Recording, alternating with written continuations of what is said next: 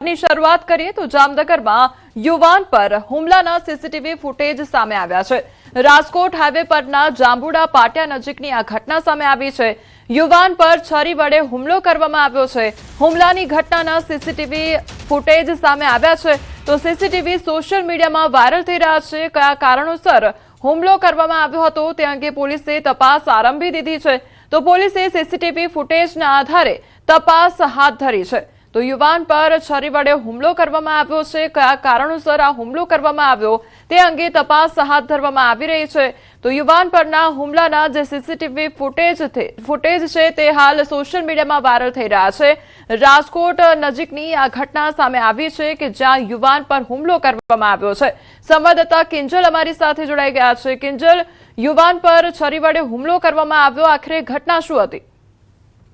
કુલ જે પ્રકારે વાત કરવામાં આવે કોમલ, જામનગર રાજકોટ હાઈવે પર જાંબુડાના પાટિયા નજીક એક યુવક છે તેના પર છરી વડે હુમલો કરવામાં આવ્યો। તે સમગ્ર ઘટના સીસીટીવીમાં કેદ થઈ છે। ગઈકાલની આ ઘટનાના સીસીટીવી ફૂટેજ છે તે સામે આવ્યા છે। સીસીટીવી જે પ્રકારે સોશિયલ મીડિયામાં વાયરલ થયા છે તેમાં જોઈ શકાય છે કે કેટલાક યુવકો છે તે સાથે મળી અને હોટલ બહાર એક જગ્યાએ વાતો કરી રહ્યા છે। તેટલામાં બે યુવકો છે તે આવે છે અને તેની નજીક જાય છે। પછી આ બધા જ યુવકો એકત્રિત થઈ અને બાજુની સાઈડ પર જાય છે ત્યારે જ ઉગ્ર બોલાચાલી થાય છે અને તેમાં એક યુવક છે તે છરી વડે તૂટી પડે છે અને ઉકળાછાપરી ઘા મારવાના પ્રયાસો કરે છે। આ સમગ્ર છરી વડે હુમલાની ઘટના છે જે યુવક પર જે પ્રકારે તૂટી પડે છે તે ઘટનાને લઈને સીસીટીવી છે તે સામે આવ્યા છે અને હાલ પોલીસે પણ આ સમગ્ર ઘટના અંગે સીસીટીવી ફૂટેજના આધારે તપાસ છે તે હાથ ધરી છે। કોમલ જી કિંજલ, સમગ્ર માહિતી બદલ આપનો આભાર।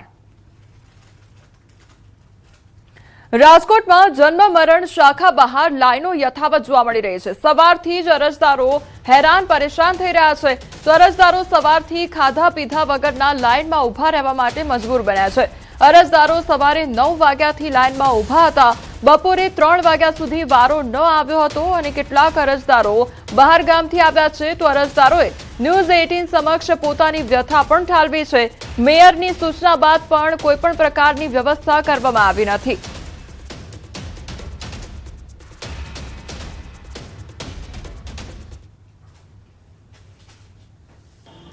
રાજકોટ મહાનગરપાલિકાના જન્મ મરણ શાખા બહારના જે દ્રશ્યો બતાવવા માંગીશ। અત્યારે જે 3 વાગ્યાની આસપાસનો સમય થવા આવ્યો છે, હજુ પણ અહીંયા અરજદારો છે તે બહાર જે નીચે જમીન ઉપર બેઠેલા જોવા મળી રહ્યા છે। હજુ પણ અહીંયા હેરાન થતા હોય એવા દ્રશ્યો સામે આવી રહ્યા છે। અનેક અરજદારો એવા છે કે તે જે છે તે બપોરના સમયે પણ હજુ જમ્યા નથી। બેન, કેટલા વાગે આવ્યા છો અને શું અહીંયા પરિસ્થિતિ?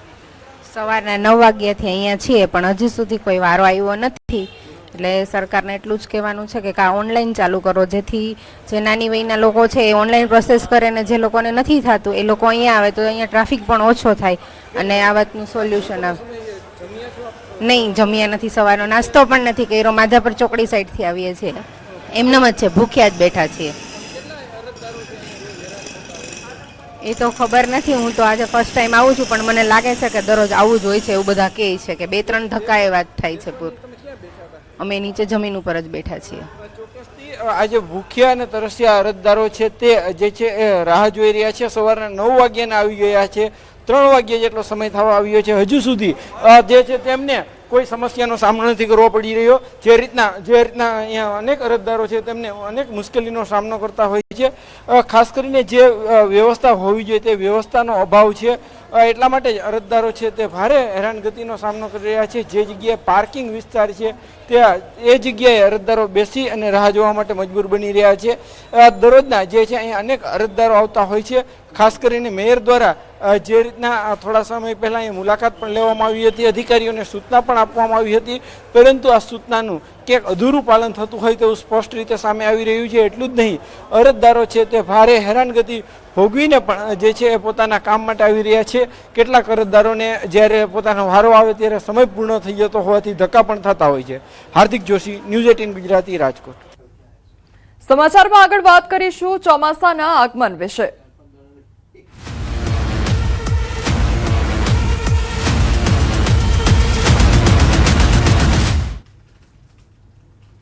આવતીકાલે કેરળમાં ચોમાસાની એન્ટ્રી સંભવ છે। હવામાન વિભાગની આગાહી સામે આવી છે। ચોમાસાને આગળ વધવા માટે સ્થિતિ સાનુકૂળ જોવા મળી રહી છે। તો હવામાન વિભાગ દ્વારા આગાહી કરવામાં આવી છે અને આગામી 7 દિવસ વરસાદને લઈને આગાહી કરવામાં આવી છે। ત્યારે આવતીકાલે કેરળમાં ચોમાસાની એન્ટ્રી થઈ શકે છે તે પ્રકારની આગાહી હવામાન વિભાગ દ્વારા કરવામાં આવી છે। તો ચોમાસાને આગળ વધવા માટે સ્થિતિ અત્યારે સાનુકૂળ જોવા મળી રહી છે।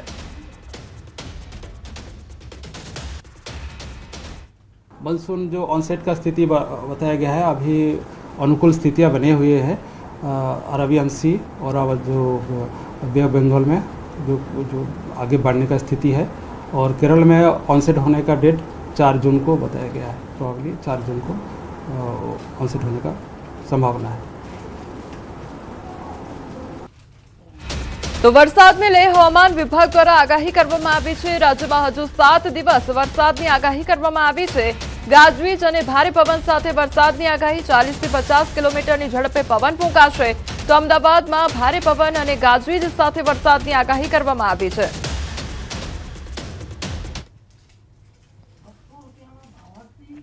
आज का जो फोरकास्ट है 3 से लेकर 9 जून तक, इसमें बरसात का संभावना रहेगा गुजरात रीजन में अगले 7 दिन और सौराष्ट्र कच्छ में अगले 5 दिन का बरसात होने का संभावना है। इसमें जो आज का बरसात है कुछ ही स्थानों में थंडरस्टॉर्म मतलब मेघ गर्जना के साथ लाइटनिंग का भी संभावना, बिजली गिरने का संभावना रहेगा। जो स्पीड रहेगा 40 से 50 किलोमीटर प्रति घंटा। कल थोड़ा जो बरसात है थोड़ा कम हो जाएगी। સમગ્ર વિશ્વ માટે ચેતવણી રૂપ સમાચાર સામે આવ્યા છે। અલ નીનોને લઈને વૈશ્વિક હવામાન સંસ્થાનું એલર્ટ જારી કરવામાં આવ્યું છે। હવામાનની અસામાન્ય ઘટનાઓ માટે તૈયાર રહેવા માટે ચેતવણી આપવામાં આવી છે। વિશ્વમાં અતિ વરસાદ, દુષ્કાળ જેવી ઘટનાઓની આશંકા વ્યક્ત કરવામાં આવી છે। વિશ્વમાં તાપમાન પણ અસામાન્ય રહેવાની આશંકા સેવાઈ રહી છે। તો પ્રશાંત મહાસાગરમાં વિકસી રહ્યો છે અલ નીનો તેવું WMO દ્વારા કહેવામાં આવ્યું છે। ત્યારે આવનાર મહિનાઓમાં વૈશ્વિક આબોહવા થશે પ્રભાવિત। ઓગસ્ટ સુધીમાં અલ નીનો બનવાની 80% સંભાવના છે। તો અતિ હીટવેવ, અતિ ભારે વરસાદ જેવી સ્થિતિઓ પણ સર્જાઈ શકે છે।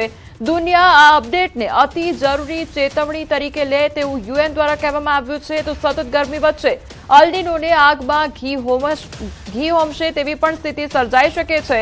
અલ નીનોની અસર ગંભીર બનશે તેવી પણ ચેતવણી વ્યક્ત કરવામાં આવી છે।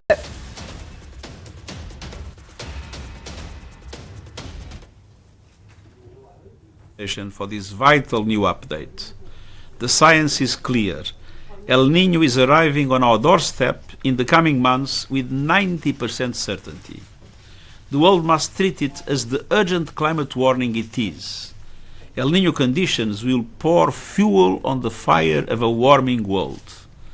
Impacts will hit even harder, travel even further, and cross borders with devastating speed. The only effective response is climate action equal to the crisis, ending the addiction to fossil fuels, accelerating the shift to renewables, protecting the most vulnerable, and delivering early warning systems for all. Anand જિલ્લામાં ભારે પવન સાથે વરસેલા કમોસમી વરસાદે વિનાશ very કાઢ્યો છે। આંકલાવ તાલુકામાં ખેતી પર નપતા 33 ગામોના ખેડૂતો પર આભ તૂટ્યું છે। પરંતુ 2 દિવસ અગાઉ રાત્રિના સમયે અચાનક ભારે પવન સાથે ત્રાટકેલા કમોસમી વરસાદે ખેડૂતોના મોંમાં આવેલો કોળિયો છીનવી લીધો છે। કાળઝાળ ગરમી વચ્ચે પડેલા વરસાદના કારણે ખેતરોમાં ઉભેલો ઉનાળુ બાજરીનો પાક આડો પડી ગયો છે અને પલળી જતા ભારે નુકસાન પણ સર્જાયું છે। માત્ર બાજરી જ નહીં પણ આ વિસ્તારમાં મોટા પાયે વાવેતર કરાયેલા શાકભાજીના પાક જેવા કે ટીંડોળા અને પાલકની ભાજી પણ ખેતરોમાં જ સડી ગયા છે। તો રાત દિવસ એક કરીને પકવેલો પાક નજર સામે નાશ પામતા ધરતીપુત્રોને અસહ્ય આર્થિક માર સહન કરવાનો વારો આવ્યો છે। હાલ આંકલાવ તાલુકાના 33 ગામોના લાચાર બનેલા ખેડૂતો સરકાર સામે મીટ માંડીને બેઠા છે અને તંત્ર દ્વારા તાત્કાલિક પાક નુકસાનીનો સર્વે કરાવી યોગ્ય આર્થિક સહાય ચૂકવવામાં આવે તેવી આશા રાખવામાં આવી રહી છે। અત્યારે ઉનાળાની સિઝનમાં બાજરી અને શાકભાજી જેમ કે ટીંડોળા એટલે કે ગિલોડા, પાલક જેવી શાકભાજીને જે 2 દિવસ પહેલા વાવાઝોડું અને ફૂલ પવન ફૂંકાયો અને વરસાદ આવ્યો એમાં ખેડૂતોને ખૂબ જ નુકસાન થયું છે। ખેડૂતો બાજરીને સરખી કરવા માટે અત્યારે પ્રક્રિયા કરી રહ્યા છે। ખેડૂતો એવી નમ્ર અપીલ કરી રહ્યા છે કે ખેડૂતોને જે આ કારણે નુકસાન થયું છે એમાં ચોક્કસ સરકાર સર્વે કરે અને તેમને વળતર ચૂકવે. આણંદ જિલ્લાના ઓખલાવ તાલુકાના 33 ગામોની અંદર સિઝનની અંદર આજે વરસાદ પડ્યો અને વરસાદ અને પવન સાથે જે વરસાદ પડવાથી ખેતીના પાકોની અંદર બાજરી જેવા પાકો અને શાકભાજીની અંદર ટીંડોળા તેમજ પાલકના જે પાકોની અંદર જે નુકસાન થયું છે તે નુકસાનો આ ખેડૂતોને પારાવાર નુકસાનથી તેમના પાકોનું યોગ્ય વળતર માટે સરકારને મારી વિનંતી છે. છેલ્લા 2 દિવસમાં ભારે પવન અને વરસાદના કારણે ખેતીને ખૂબ નુકસાન થયું છે. આંકલાવ તાલુકામાં આંકલાવ તાલુકાના 30થી વધુ ગામો ખેતી પર આધારિત ગામો છે, જેનો મુખ્ય પાક ઉનાળુ બાજરી અને શાકભાજી છે. હું ચોક્કસ દ્રશ્યમાં બતાવવા માંગીશ કે આ ટીંડોળાનો આખો એક માંડવો છે.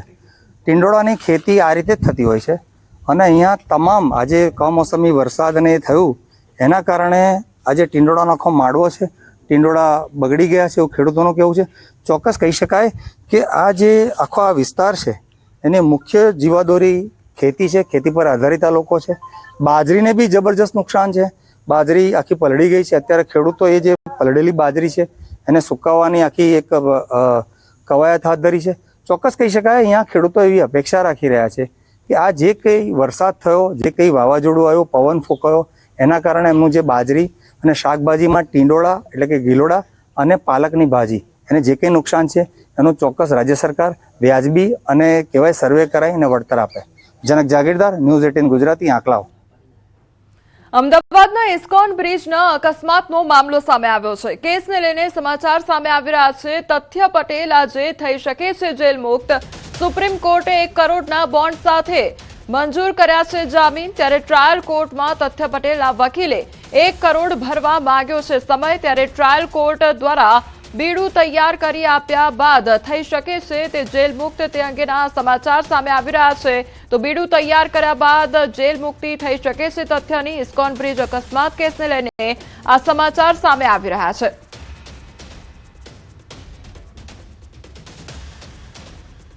સમાચારમાં આગળ વાત કરીશું દૂષિત પાણીથી રોગચાળો તેના વિશે.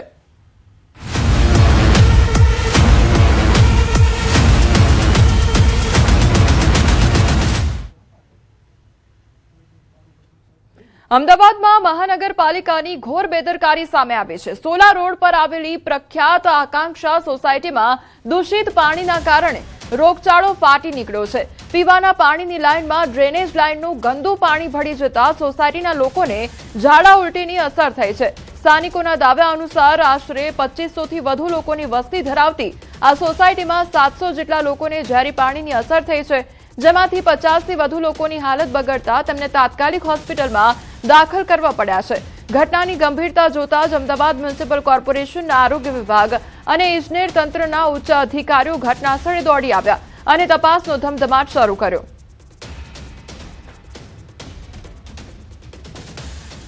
એની અંદર ડ્રેનેજનું નર્મદાનું પાણી મિક્સ ક્યાંક ને ક્યાંક થયું છે અને અહીંયા સ્ટોરેજ શક્તિ વધારવાના કારણે સ્ટોરેજ પાણી રહ્યું છે. અને એ પાણી આજનું પાણી પણ સેમ્પલ લીધું છે અને એ દિવસના પણ સેમ્પલ લીધા હતા. અને ગઈકાલે બધી જ ટાંકી, અહીંયા 41થી વધુ ટાંકી છે, બધી ટાંકીઓ સફાઈ કરાઈ ગઈ છે. અને જે લોકોને તકલીફ થઈ છે બધા લોકોને CHC અને પ્રાઇવેટ હોસ્પિટલમાં ગયા છે, એમનું પણ ધ્યાન રાખવામાં આવશે. અત્યારે બધા જ લોકો, અમારી હેલ્થની ટીમ અહીંયા જરૂરિયાત પ્રમાણે બધાને દવા કરી રહી છે. જ્યાં જરૂર પડે તો આગળ રિફેર પણ કરશે. કોર્પોરેટરોને ખ્યાલ આવ્યો તો ગઈકાલે આવીને અહીંયા 40 ટાંકી સફાઈ કરાઈ છે ને નર્મદાનું પાણી વધતા ટેન્કરથી પાણી પણ આપવામાં આવ્યું છે. જે લોકોની બેદરકારી છે એમના સામે અમારા એન્જિનિયરિંગ વિભાગ દ્વારા તપાસ કરીને આગળનું કાર્યવાહી ઘરે એટલી બધી પરિસ્થિતિ ખરાબ છે કે ગઈકાલે મારી પણ પોતાની તબિયત એટલી બધી ખરાબ થઈ ગઈ કે મારે દવાખાને પલાને દવાખાને લઈ ગયા મને અને ચાળા પણ એટલા બધા થઈ ગયા મને એમ કે હમણાં હું ખલાસ થઈ જઈશ. પલાને દવાખાને લઈ ગયા. અને અત્યારે આપના તરફ સારી બીજા કોઈ આપણા પરિવારને મારા પરિવારમાં મારા દીકરાની બહુને 6 મહિનાની બેબીને બધાની પરિસ્થિતિ બહુ ખરાબ છે અત્યારે. મારા મિસિસને આ 3-4 દિવસ પહેલાં થયું હતું અને પાણીનું લીકેજ ચાંદોડિયા ફાટક પાસે પાણીની અને ગટરની બંને મિક્સ થઈ ગઈ હતી. એના અમે ફોટા પાડેલા છે અને કોર્પોરેટરને અમે આપેલું છે. અને પાણી 3-4 દિવસથી ગંદુ પાણી મારા મિસિસને ઓલરેડી દવાખાને એડમિટ કરેલા જ છે. હાલમાં બી એડમિટ જ છે અત્યારે. અને આ કેટલા ટાઈમથી પ્રોબ્લેમ છે. અત્યારે 400-500 માણસ અત્યારે સોસાયટીમાં બધા અલગ અલગ જગ્યાએ એડમિટ કરેલા છે અત્યારે. અને એક ઘરની અંદર 5 થી 7 વ્યક્તિ રહેતા હોય છે. અચ્છા. હા, એટલે 1500 થી 2000 માણસનું પરિવાર છે અહીંયા. ઓકે, બધાને અસર થઈ જાય આ પ્રકારની બધા? હા, 700 માણસને થઈ છે. અત્યારે તમે જુઓ છો કે આ દવાખાના અહીંયા ગવર્મેન્ટના માણસો આવ્યા છે, દવા આપવા તો ખૂટી પડે છે દવાઓ. 5 દિવસથી બધાને ઝાડા ઉલટી, અમારા ઘરમાં 2 જણના ઝાડા ઉલટી થઈ ગયા છે અને દવા લઈ આવ્યા, કાલે ઇન્જેક્શન લઈ આવ્યા અને હજી પાણીનો પ્રોબ્લેમ ચાલુ જ છે. ઓકે, તો એમસી શું જવાબ કે આપે છે કે નથી આપતા એમસી વાળા કઈ? હજી કશું કોઈ કર્યું નથી. હવે આ પરિસ્થિતિ છે, આ દવાઓ બહારથી લાયા બે, હવે અહીંયા બતાવવા ફરીથી આવ્યા છીએ. સવારથી ORS લાઈન પીવાની ચાલુ કરી છે.